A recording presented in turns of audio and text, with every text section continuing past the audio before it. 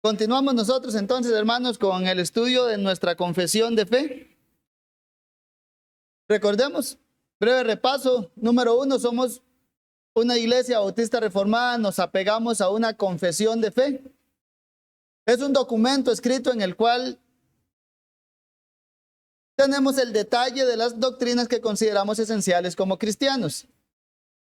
Este documento, nosotros como iglesia entonces nos suscribimos. Si es, por decirlo así, este documento, la Confesión de Fe de Londres de 1689, creemos que tiene como el resumen más fiel de lo que enseña las Escrituras. El resumen más fiel de lo que enseña las Escrituras sobre Dios, sobre las Escrituras mismas, sobre el pecado, sobre el pacto, sobre Cristo, sobre los beneficios que la obra de Jesucristo trajo para nosotros. Y estamos entonces situados en la escuela dominical, donde estamos estudiando el capítulo 22 de la Confesión de Fe, que es titulado de la adoración religiosa y del día de reposo. La semana pasada comenzamos a ver la temática ya puntualmente del día de adoración. Después de haber visto los elementos de la adoración, recordemos los elementos que vienen de la revelación natural, como la oración, los elementos que vienen después de la revelación especial de la Biblia, que ¿cuáles son? Los recurrentes y los ocasionales. Los recurrentes, digámoslo, son la palabra de Dios como predicada, oída, leída y, por decirlo así, también vista mediante los sacramentos, que son los elementos ocasionales. Y después comenzamos a ver entonces ya la temática sobre el día de la adoración. Vimos la semana pasada lo que es que por medio de la revelación natural, y esto es basándonos en el argumento de Pablo en Romanos 2, cuando habla de que los gentiles, a pesar de que no tienen ley, son ley para sí mismos. ¿Cómo? Su conciencia les acusa o les defiende en sus razonamientos, dice Pablo. Esa es la revelación natural, o como lo llaman también la ley escrita en el corazón del hombre. Y esa revelación natural, llegamos a la conclusión que nos dice de alguna manera entonces que todo hombre aparta un tiempo designado para la adoración.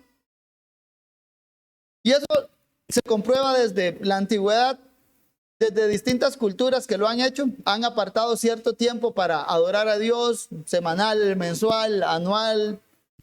Cada uno ha tenido cierto patrón, hasta como en la era moderna.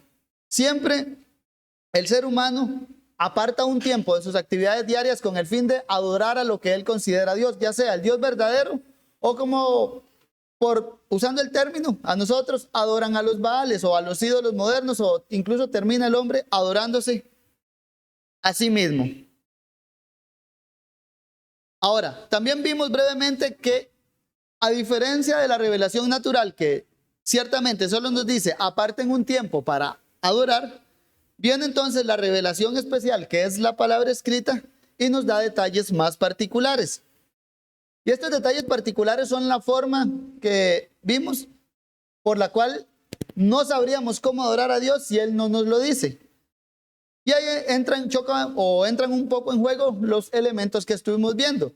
No sabríamos que, por ejemplo, la lectura de la palabra de Dios, la predicación o oír la misma es parte de la adoración, si ciertamente no lo dedujéramos de la palabra escrita. ¿Por qué? Porque la revelación natural e incluso la ley escrita en nuestro corazón no nos informa esos detalles.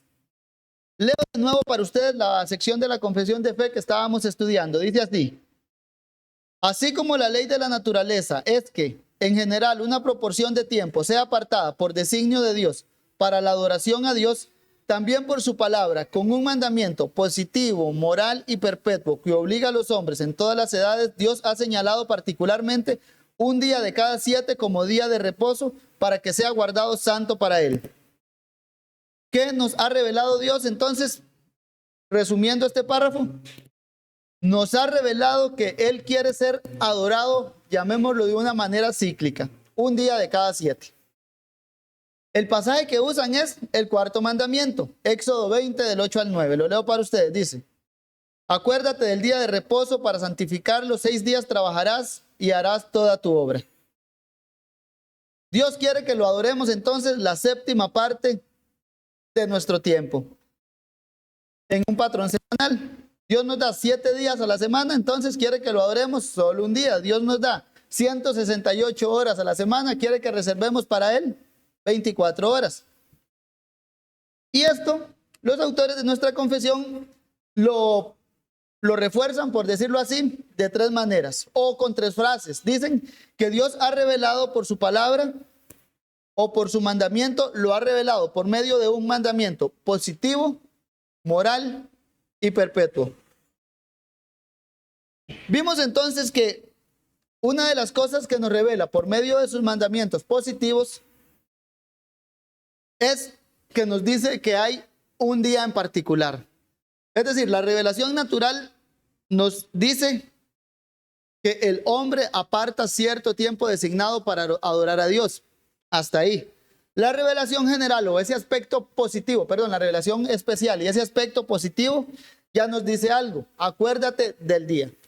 Nos dice que hay un día en particular que Dios ha señalado entonces para recibir la adoración de quienes, de sus criaturas y en particular de ese pueblo redimido. Hoy vamos a ver los otros 2 aspectos de ese día de adoración, porque hay un elemento moral y un elemento perpetuo. El elemento positivo entonces es, Dios nos designó un día. Si Dios hubiera querido nos designa 2 días, si Dios hubiera querido nos designa los 7 días de la semana, pero Dios en particular da un mandamiento y es acuérdate del día de reposo. Ahora bien, este mandamiento también tiene aspectos morales y perpetuos. No van separados, van de la mano, lo moral y lo perpetuo. ¿Qué significa entonces esto? Primero, que sea moral. Definamos la moral brevemente. ¿Qué es moral? Bueno, una descripción simple es que son las normas de conducta que se espera que tenga el hombre, que se espera que tenga una sociedad. Ahora, desde el punto de vista de Dios, para nosotros es un poco más claro todavía. ¿Por qué? Es su voluntad. ¿Qué es lo moral? La voluntad de Dios. Es un reflejo del carácter de Dios. El carácter de Dios es santo y por ende los mandamientos morales que Él da para el hombre también son santos. Es decir, Dios espera que nos comportemos como Él. ¿Cómo? Recta, justa y sobriamente. Y esto también significa entonces, mis hermanos, que el día de adoración es parte de. ¿Cómo lo sabemos? Adelantándome un poco porque es parte del decálogo. Dios nos dio 10 mandamientos. ¿Es moral adorar solo al Dios vivo y verdadero? Claro. No tendrás dioses ajenos. Es moralmente también correcto. ¿Cómo? Adorar a Dios como Él lo manda. No te harás imágenes. ¿Es moral no tomar el nombre de Dios en vano? Es moral también. Entonces, acuérdate del día de reposo. ¿Para qué? Para santificarlo. No es acordarse por acordarse. No, hay que hacer algo. Acuérdate del día de reposo para santificarlo y asimismo, como es moral, honrar a padre y madre, no mentir, no ser infiel en el matrimonio. Ya, ¿qué es lo que Dios espera del hombre? Se resume en el decálogo, en los 10 mandamientos o en las 2 tablas de la ley, como también tradicionalmente se le llama. Cuando Moisés reveló lo que Dios le había dicho y se lo dio al pueblo de Israel en tablas de piedra, ciertamente esto incluía lo que conocemos como el 4º mandamiento. Acuérdate del día de reposo para santificarlo. 6 días trabajarás y harás toda tu obra. Al ser moral, entonces, esto implica lo que dice nuestra confesión, que es algo moral, siendo redundante, pero también es perpetuo.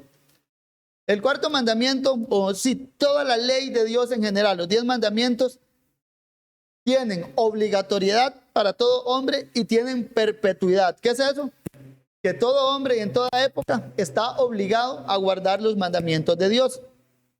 La esencia, veámoslo así, del día del Señor, como es moral y perpetua, es vinculante para todo hombre.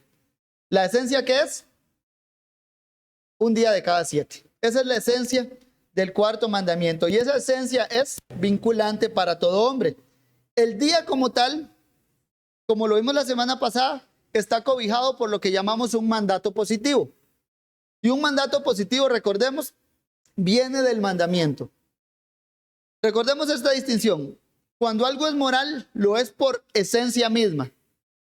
Pero cuando algo es por mandato positivo, ciertamente es bueno, pero no es por esencia misma, sino es por causa del mandamiento. Y con esto entra la distinción en cómo era el día de adoración antes de Cristo, que pertenecía al último día de la semana, y después en el nuevo pacto, que el día de adoración, como uno lo ve en el Nuevo Testamento, corresponde al primer día de la semana. Ya después vamos a entrar en más detalle en cómo fue que se dio ese cambio. Pero ahorita lo que quiero que veamos es que la esencia, llamémoslo del sábado, la esencia del día de reposo, es vinculante y perpetua para toda la humanidad. Esto, mis hermanos, también debemos entenderlo porque es de vital importancia. Muchos hoy en día intentan hacer ver como si el cuarto mandamiento no fuera vinculante, como si solo tuviéramos 9 mandamientos y acuérdate del día de reposo, ese no es vinculante. ¿Por qué? Tratan de verlo como si fuera solo parte de la ley ceremonial. Y por ende, la deducción lógica es, ahora bajo el nuevo pacto ya no hay esa obligatoriedad para observarlo. Ahora, eso es porque ciertamente muchos hermanos tienden a hacer esa mezcla o no saben distinguir muy bien la esencia moral del mandato positivo e incluso, llamémoslo, de estas añadiduras ceremoniales que tenía el día como tal. Pero uno de los aspectos que debemos tener claro entonces, en cuanto a todos los mandamientos del Señor, veámoslo así, los 10 mandamientos, el resumen de la voluntad de Dios es que es perpetuo y es moral y por ende obliga a todo hombre y en toda época. Recordemos, lo moral, a diferencia de lo positivo, se fundamenta en la naturaleza misma de la cosa, mientras que lo positivo se fundamenta en que hay un mandamiento claro. El teólogo de Princeton, Charles Hodge, él decía así: las leyes morales son aquellas que se fundamentan en las relaciones permanentes de los hombres en su estado actual. Se fundamentan en la naturaleza de las cosas. Ahora, lo que quiero entonces que veamos es que la esencia del cuarto mandamiento, que es acuérdate del día de reposo para santificarlo, es moral y perpetua y por ende vinculante. ¿Cómo lo sabemos? Número 1, aprendamos, es por como Dios lo llama. Dios lo llama ley. Josué 1:8 lo dice así: nunca se apartará de tu boca este libro de la ley, sino que de día y de noche meditarás en él para que guardes y hagas conforme a todo lo que en él está escrito, porque entonces harás prosperar tu camino y todo te saldrá bien. Leo para ustedes Gálatas 5:14 también, que dice: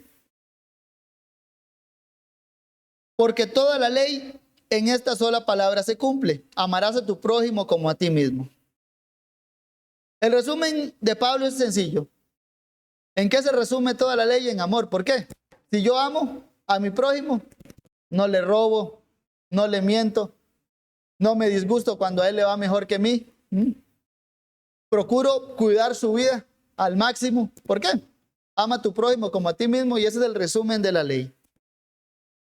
Tanto en el Antiguo como en el Nuevo Testamento, los mandamientos de Dios son llamados ley. ¿Y qué con eso? Tomás de Aquino nos hace un buen resumen de por qué se usa esta palabra ley. Dice: la ley es una regla y medida de los actos, según la cual alguien es llevado a actuar o a abstenerse de actuar. Ley, lex, dice, viene de obligar, porque obliga a actuar. Tomás de Aquino lo que dice es: la palabra ley viene de la palabra obligar.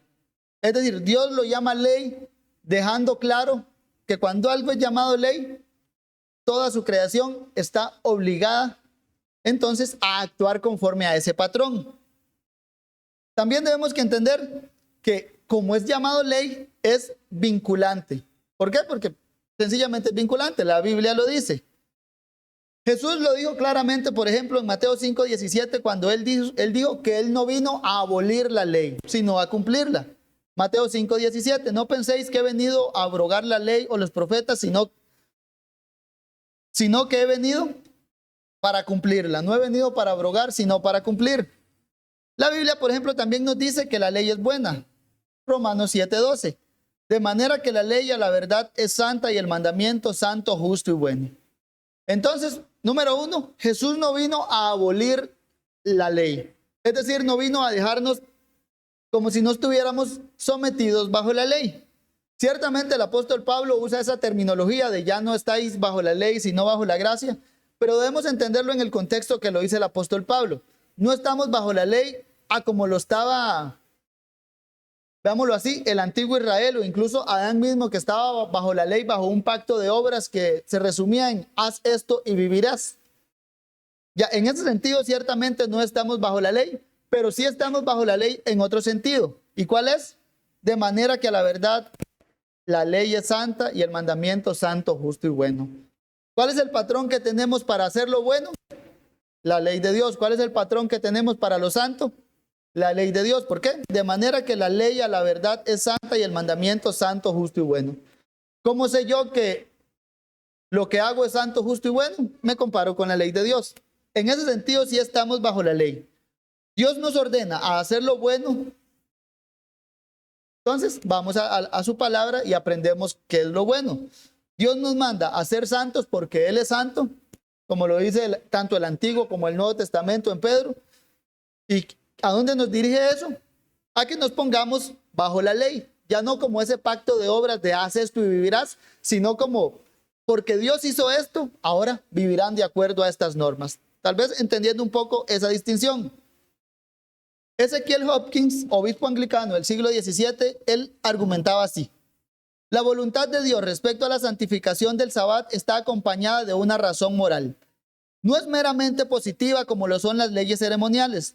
La razón es que Dios descansó el séptimo día y por tanto debemos hacerlo, ya que la piedad y la religión exigen que imitemos a Dios en aquello en que Él desea que lo imitemos. Por tanto, considero que este mandato es tanto moral como positivo, que es lo que estamos viendo. El mandato del cuarto mandamiento, entonces, tiene ese aspecto positivo de hay un día de adorar a Dios, pero ciertamente es moral. Es imitamos a Dios porque es un reflejo de su voluntad. También es interesante notar cómo los apóstoles mismos nos dicen que los mandamientos de Dios son vinculantes para su iglesia. Efesios 6, versículo 1, el apóstol Pablo dice: hijos, obedeced en el Señor a vuestros padres, porque esto es justo. Honra a tu padre y a tu madre, que es el primer mandamiento con promesa para que te vaya bien y seas de larga vida sobre la tierra. Pablo, a una iglesia gentil en Éfeso, ¿qué les dice? Hay un mandamiento de Dios para ustedes, hijos. ¿Y cuál es? Honren a su padre y a su madre. Lo que fue dicho allá en el monte Sinaí, en el Decálogo, el apóstol Pablo lo trae ahora a la iglesia gentil en Éfeso y le dice: hijos, honren a sus padres. ¿Por qué? Porque es el primer mandamiento con promesa. Hay una promesa vinculante para el que obedezca a Dios. No solo es vinculante la orden de obedecer a Dios o la orden que Dios le da a los hijos de honrar a sus padres, sino que también incluso la promesa misma de la ley está vinculante también para el que la obedezca. Por otro lado, veamos que Santiago nos argumenta desde el punto de vista desde la unidad de la ley. Santiago 2:10 dice así: porque cualquiera que guardare toda la ley, pero ofendiere en un punto, se hace culpable de todos. Santiago aquí apela a la unidad que hay en el Decálogo, los 10 mandamientos. Si fallas uno, los fallas todos. Si fallas el de honrar a padre y madre, los fallas todos. Es sencillo. Ahora, el Decálogo como tal, el nombre lo dice, son 10 mandamientos, no son 9. Es decir, ahí está el cuarto mandamiento. Si fallamos el cuarto mandamiento, que es vinculante, los fallamos todos. Cito para ustedes al hijo de Charles Hodge, Alexander Hodge, y él lo decía así: ahora bien, se admite que todos los demás preceptos del Decálogo son morales, y no sería inexplicable que se insertara un mandamiento ceremonial y temporal en medio de estos preceptos morales. Esta es la ley que Cristo dice que vino a cumplir y no a abolir. Ninguno de estos mandamientos ha sido abrogado. Por tanto, el cuarto, al igual que los demás, sigue en plena vigencia. Y es notable que los profetas, al denunciar los pecados del pueblo, siempre mencionen la violación del sábado en el mismo catálogo que la transgresión de los preceptos morales. El punto es la unidad que hay en el decálogo. Es vinculante para todo hombre y toda época. Recordemos, la ley de Dios, y en el contexto que estamos viendo del día de adoración o del cuarto mandamiento, es moral y perpetua. Y eso se deduce de que es parte del decálogo. Al ser parte del decálogo, como lo dice aquí Alexander Hodge, los profetas condenaban todo por igual. La violación del día de reposo la ponían a la par ¿de qué?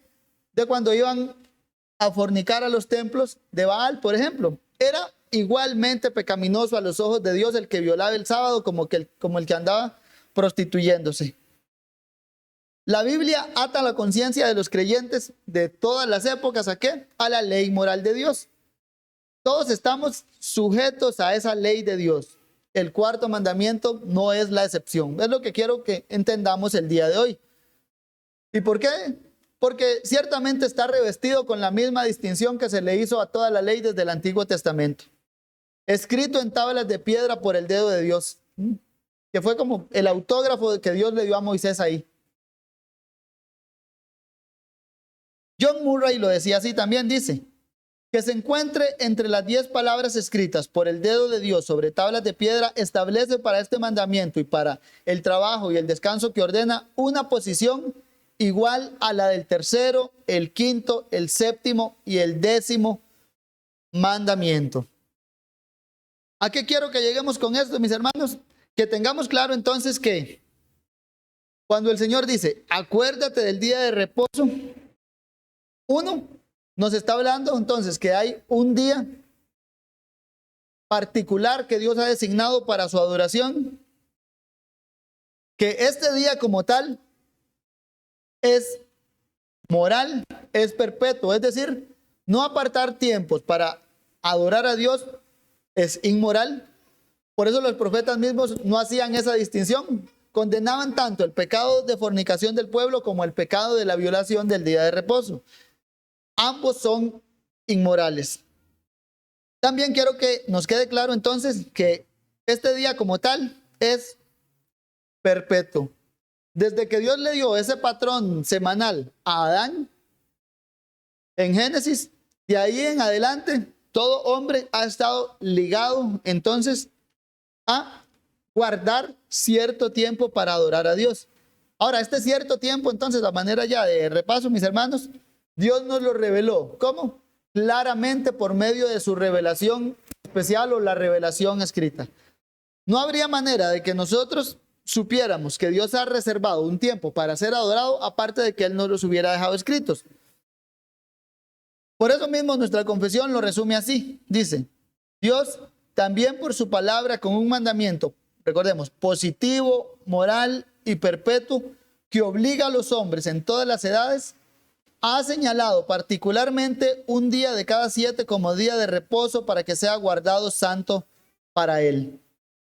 Entonces Dios nos ha revelado por medio de su palabra positiva, o tanto positivo como moralmente o perpetuamente, que guardemos un día de cada 7 para Él. Eso es el resumen del mandamiento moral que Dios ha dado. Guarden un día de cada 7 para Él. Por ende, estamos en la obligación ¿de qué? De guardarlo. Nuestra confesión lo resume así. Dios ha señalado particularmente un día de cada 7 como día de reposo para que sea guardado santo para Él. Aquí, esto es como una introducción que ciertamente nuestra confesión hace después, ya lo que amplía en el siguiente párrafo. Pero aquí lo que quiero que notemos es que ya hay algo que hacer. Como hay mandamientos, implican obedecerlos. Cuando el Señor dice, acuérdate del día de reposo, lo dice con un propósito. ¿Para qué? Para santificarlo. El Señor entonces, por medio de este mandamiento, nos manda a hacer una distinción aparte. Acuérdate del día de reposo para santificarlo. Hay un día designado en cual las criaturas de Dios tienen que entonces santificar. ¿Y eso qué es? Apartar. Cuando el Señor dice es sean santos porque yo soy santo, es eso. Sean apartados porque yo también, yo soy distante de toda la creación en el sentido de soy diferente. Entonces Dios manda a los cristianos a que se comporten diferente de los no cristianos. Y una de esas formas que ese comportamiento se nota es en la moral cristiana como tal. Ser santos es hacer la voluntad de Dios. Entonces, este mandamiento, acuérdate del día de reposo para santificarlo, o como lo dice la confesión, para que sea guardado santo para él, es todo hombre está en la obligación de apartar o de separar un día en particular de todos los demás días con el propósito de adorar a Dios. El que no lo hace es pecado no apartar un tiempo para adorar a Dios. Esto refuta la idea ciertamente de muchos hoy en día que bajo el argumento de que todos los días son días de adoración, entonces no hay un día en particular designado. Todos los días son del Señor, dicen algunos. Y esto es como, no sé si a ustedes les ha pasado, cuando en los trabajos se da como la tendencia de que todo es urgente. ¿Y qué pasa cuando todo es urgente? Nada es urgente. Ya todo está al mismo rango. Algo así es cuando dicen que todos los días son del Señor. Al final es que no quieren apartar un tiempo para adorar al Señor. No, pero hay una diferencia. Dios dice, acuérdate del día.